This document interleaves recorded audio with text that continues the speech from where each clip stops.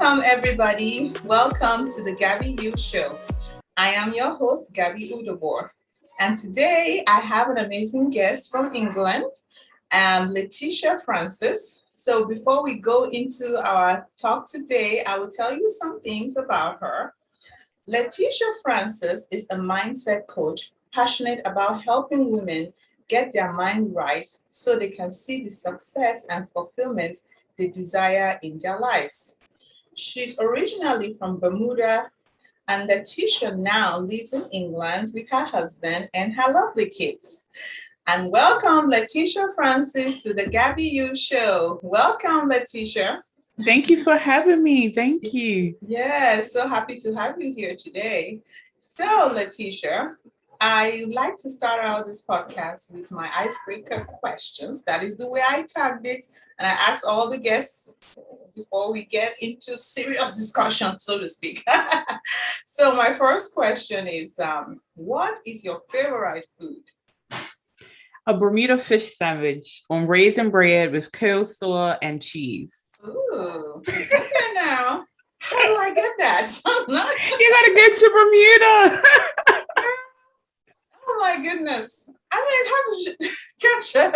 That sounds so good. Okay now. I have to send you a picture of it. Our fish sandwiches are like nothing you've ever tasted. Yes. And our fish is very, very different. It's very tasty. I'm sure. Yeah, same. Girl, I love anything. Is this spicy? It can be, depending on the spices that are put in the flour. Yes. But yeah. Okay. It's very tasty. Yes. Ooh, I'm getting just imagining it's tasty. The way you say it, I'm trying like, how it's gonna be good. Okay, all right then. Well, maybe one of these days when I go to Bermuda, I'll remember this. Like I need that. Okay, so the next thing I want to ask you is, what is your favorite quote? Well-behaved women seldom make history. That's right. Yes. You know, I'm a non-conformist. Yes. that is like summing me up. Yes. Yeah, because that part, the quotes is that kind of thing of just pushing to do stuff, even though it might not look like it's popular. It might be like, why is she doing this? Nobody has done this before. But then when you get to do it and see what the results, it's like, but sometimes you just have to break through, forget all the little talks around and get it done. Absolutely. I like that. All right. So Leticia, I want you, to go in to share with me what you feel that has shaped you to be this woman you are today. Because you didn't just come out like this. There are things that have shaped you to be where you are.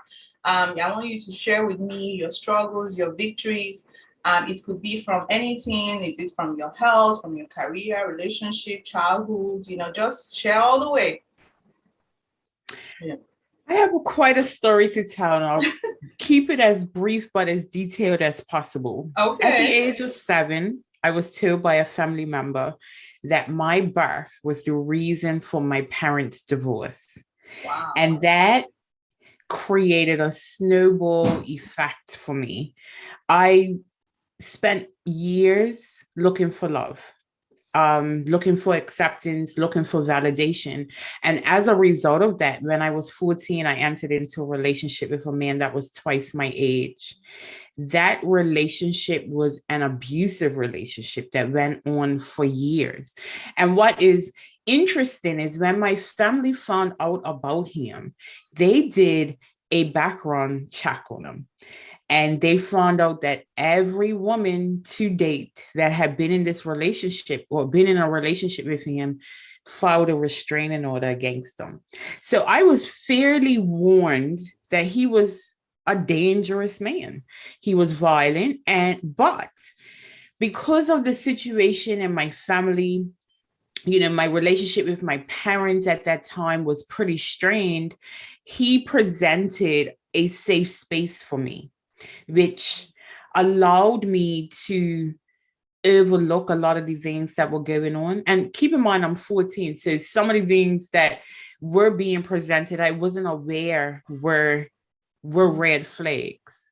Um, he choked me for the first time when I was 15. And I ended the relationship. But my relationship with my parents was so contentious that years later, I was kicked out of my mother's home. I received a letter from her lawyer telling me that I was no longer allowed on her property. And if I came on her property, I would be removed by the police. So, as you can imagine, if I don't have a relationship with my mother, I don't have a great relationship with my mother's family. At that time, I was not talking to my father, so I didn't have a relationship with my father's family. So that left me having to find a place to lay my head at 17, and I turned to the man that had choked me. I endured psychological abuse, physical abuse for years, to the point where I was pretty much worn down emotionally.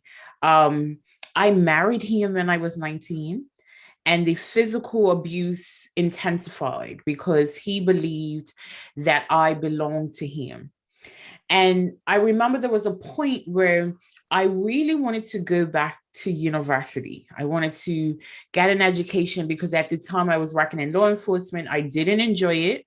Um, I'm highly intelligent. And when I say that, people often think I'm being arrogant, but I'm not, right? I enjoy education. I enjoy learning. I enjoy being in an academic environment. And I remember asking him, could I go to university? And he told me no. I think that began my resent for him, not the abuse, but the fact that I can see that he was trying to hold me back. And I remember there was one night, I came home from work and a friend called me. And although I was in an abusive relationship, I painted a very pretty picture. So a lot of my friends thought that my relationship was, you know, perfect. You know, everything was amazing. And they often used to come to me for relationship advice. And this evening, this one night, my friend called me. She was telling me about being in an abusive relationship. And I'm sitting there giving her advice, like, how can I, like, I felt like such a hypocrite, but I couldn't tell her what I was going through. And I really love Ian Levenzen. I know she's not for everyone, but there was a period of time where I had all her books. I still have all her books, but I was really, really into reading her material. And I was reading a book called Until Today, which is a daily devotional. I picked it up that night and I read it to my friend, a random page. And that passage talked about people are in our lives for a reason, a season, and a lifetime. And the reason why our interpersonal relationships do not work is because we're keeping people in our lives that no longer have a role there. And I felt like a sinner in church reading that to her. But it was an important moment in my life because that night, my husband my husband stabbed me. He came home drunk, and we got into an argument, and he barricaded me in the bedroom and told me that no one is leaving this house unless they're leaving in a body bag. I managed to call my mother and tell her that she needs to come get me. And I believe that in doing so, I saved my life. I managed to get out of the house that night after being stabbed. And I had nowhere to go. Even though my mom had picked me up, she told me that I could not stay at her house. So I end up living in a homeless shelter for 2 months until I can get myself on my feet and, essentially start over. I got a divorce, I got a restraining order, and I thought that was my exit of all the drama, not knowing that although I had survived, I was still living that trauma every day. I was in my early 20s. This was the first time in my life that I had been on my own. This was the first time in my life that I had to figure out who I was. My identity up until that point was aligned with the relationships that I had. So I was either someone's child or I was someone's girlfriend or wife. I literally did not know who I was as an adult woman. And finding out who I was came with a lot of trial and error, because I had spent nearly 10 years in such a toxic relationship. I did not know what a healthy relationship was. So every relationship that I entered after that for a period of 10 years were extremely toxic in one way or the other. I demonstrated self-sabotage in every area that you can imagine. I was drinking heavily, I experimented with drugs. I did a lot. And ultimately, my actions and my decisions landed me in jail. And although I was never charged with anything, it was really an effort to get information about someone else, but that was a wake-up call for me. Having worked in law enforcement, I wasn't a person that readily broke the law. And being faced with losing my freedom left me faced with the reality that if I didn't change the way that I was acting and the way that I was showing up in the world, I would lose my freedom. After being arrested, I hired a coach, and that began a transformation in me that I am so grateful for. For the first time in my life, I was able to set boundaries. I was able to openly accept myself. A narrative that I had heard most of my life was that I'm too much. You have too much attitude. You are too opinionated. You're too smart for your own good. And those narratives made me feel unworthy because this is who I am.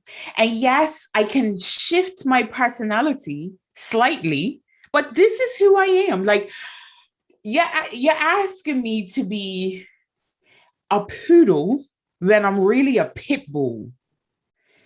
But my coaching allowed me to see that I was shifting my identity to keep other people comfortable, which left me feeling miserable, right?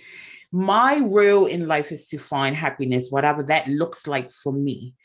And coming to that realization that I actually had control over my life instead of that narrative that life was happening to me and I was a victim transformed me forever. I left Bermuda shortly after getting arrested because I wanted an opportunity to press reset. I was arrested on my job, so there is no hiding there, you know? I moved to England and I was hired in commercial insurance and eventually worked up to being a manager in a top 10 Lloyd's of London syndicate. And for those who don't know, Lloyd's of London is the oldest insurance institute in the world. So for me, that was the pinnacle of my career, being in a position of power and being able to show what I bring to the table. But even that, it was just words on a paper. I was in a role where I wasn't respected as a foreign Black woman. I was a manager that couldn't make decisions. I was left to clean up the mess. I was disrespected on a regular basis. And I'm very much a nonconformist. At the time, working in that environment, I had knee-length dreads that I had been growing for 20 years. And people always used to make comments about my hair. And I was a person that I'm not going to groom my hair every 5 minutes. I came in bushy. My mane used to be full. I used to wear it out because I knew the power of me being authentic. It distracted people. It threatened people. It intimidated people. But because I was comfortable with myself, because I was confident in what I brought to the table, I used that as my advantage. But it got to a point after I had my children. I had two children back to back. I was out of work. Maternity leave in the UK can be up to 12 months. So in a period of 3 years, I was out of work for 18 months. And in that period, I realized that I really was unhappy. Yes, my resume looks amazing, but what am I actually getting out of this? I'm getting stress. I'm getting headaches. I'm getting irritation. For what? Nothing.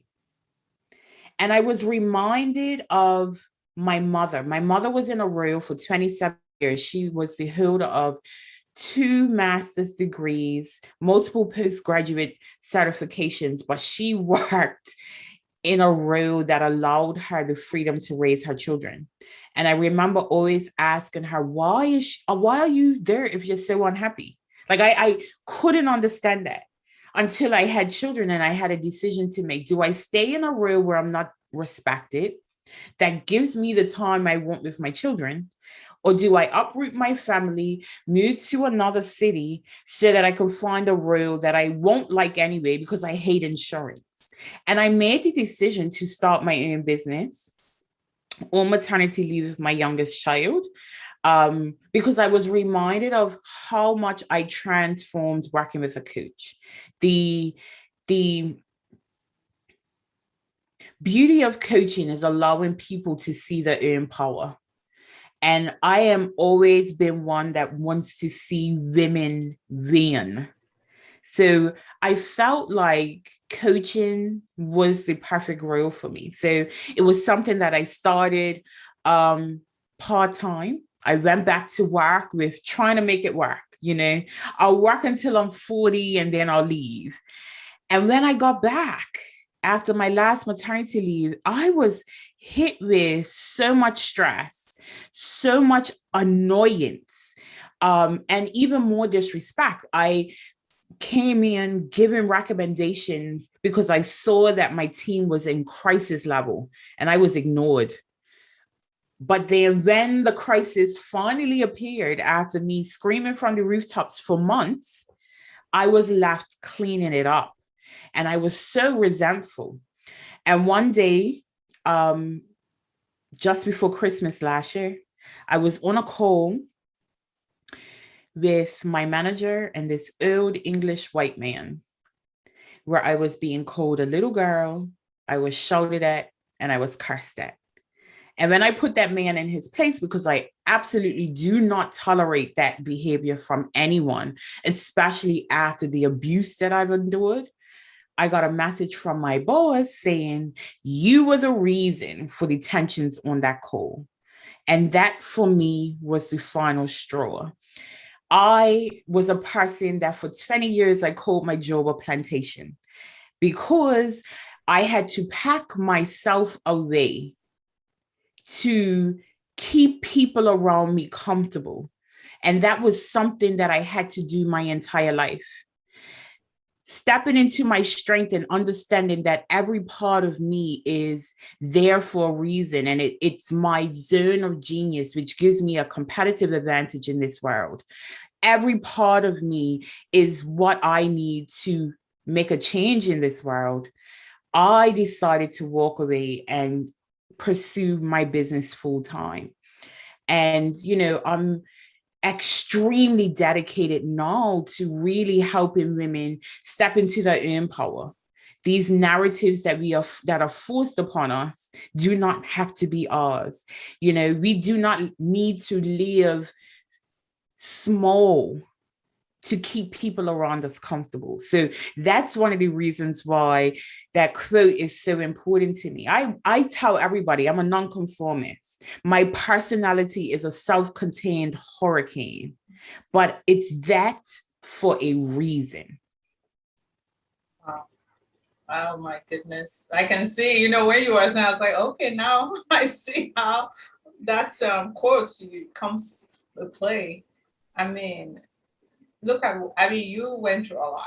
I mean, at that age, which you are supposed to be, having the support, not having support from your parents. And I mean, it's just, and to be where you are, because you fought through the process, and, you have that personality too of wanting to fight. And like, I am not, you know, and it's all combination of stuff here.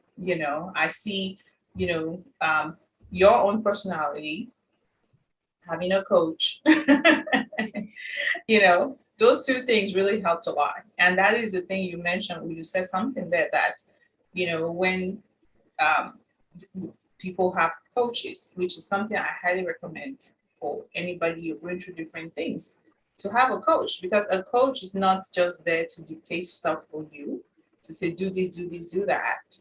They go with who you are, and this is what you went through. You using a coach made you to be interested to be a coach. And that is what it happens a lot like that. And I, go through that, I went through that process too.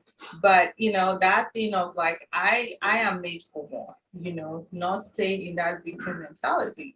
And of course, it took you all these years, all the things you had to almost, like, I would say, hit rock bottom to like wake you up. But and sometimes that is how life is that we hit that rock bottom. It's like you hit your head and it's like, oops, come back to your spins. It's like, okay. That's the way I kind of visualize it. And to be where you are now, like you say, that there is, you get a scar, but you don't let the scar to, or you have this wound, but you let the wound to heal, not keep, refreshing it. And of course, the triggers are going to be coming up once, it doesn't go away. This is one thing I was discussing with my guests yesterday. We're talking about triggers that, when people go through trauma like this, be like, okay, you think that's okay, it's forgotten. It will still come, but then the key there is that you have the tools, how to reset your self back to say, okay, no, we're not going to deal with this today.